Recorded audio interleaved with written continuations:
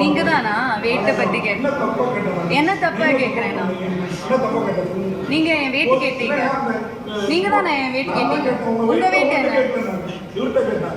இங்க தமிழ் சினிமா ரசிகன் என்ன வருமானம் 32 வருஷமா ஜேர்னலிஸ்டா இருக்கேன். நான் வேலை பார்க்காத பத்திரிக்கை ஒரே ஒரு பத்திரிக்கை தான். எல்லா பத்திரிக்கையும் வேலை பத்திரிக்கை யூடியூபரா இருக்காங்க. ஓகே என்கிட்ட பேசினா அன்னைக்கே பதில் சொல்ல வேண்டியது. இவர்கிட்ட நான் கேட்ட கேள்வி நீங்க வளர்ந்த ஹீரோ சார் இப்படிலாம் சப்போர்ட் பண்ணாங்க.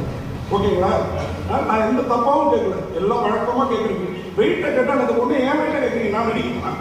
நான் நடிக்கிறேன். அவர் தூக்குனாரு சிரமம். நீங்க பேசி முடிச்சுட்டு சொல்லுங்க, நான் சொல்றேன். சிரமமா இருந்ததா எப்படி? ஏன்னா உங்களுக்கு தமிழ் புரியல.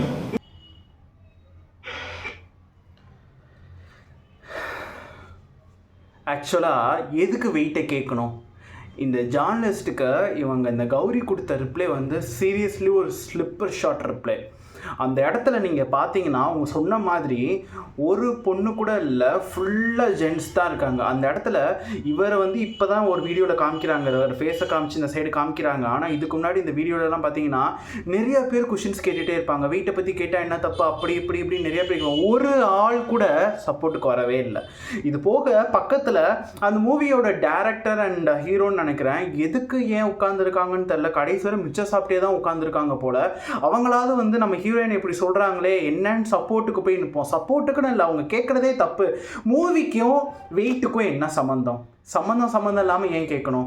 ஒரு ஜானலில் இருக்காங்க, இல்லைனா வந்து ரிப்போர்ட்டராக இருக்காங்கன்னா நாங்கள் என்ன வேணாலும் கேட்கலாம் அப்படிங்கிற ஒரு அதிகாரத்தை வந்து லிட்ரலி அப்படியே தகத்து எரிஞ்சு தூக்கி தூரம் விட்டு போயிட்டாங்க.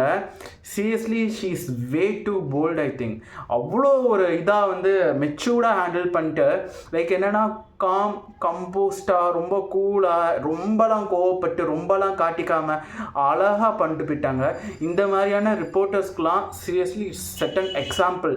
நம்ம வந்து நம்மளோட லிமிட்டில் இருக்கணும். அவங்களோட பர்சனலில் நமக்கு எது கேட்கணும்? மூவியை பற்றி கேட்குறீங்களா, கேட்டிங்களா, வந்தீங்களா, பார்த்தீங்களா, போயிட்டே இருக்கணும்.